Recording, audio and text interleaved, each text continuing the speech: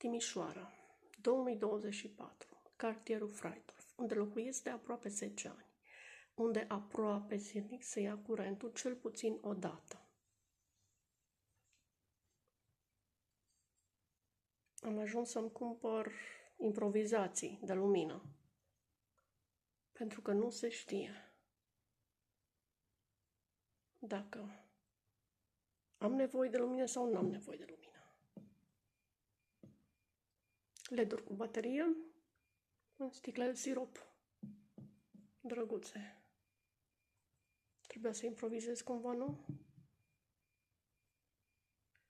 În Calea Radului, unde am locuit anterior, nu există această problemă.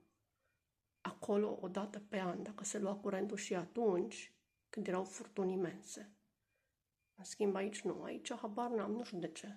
Habar n-am de ce. Nu știu, o să mă gândesc la o soluție. Și cred că la panoul solar o să-mi pun. Pentru că nu văd altfel. Și o să renunț la Enel. Sau cum se mai numește furnizorul de energie.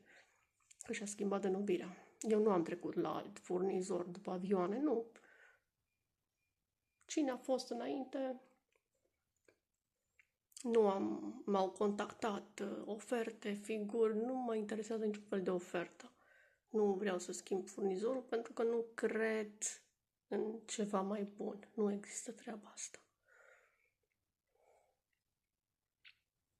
Și uite. Mi-e o scârbă, dă-mi o scârbă.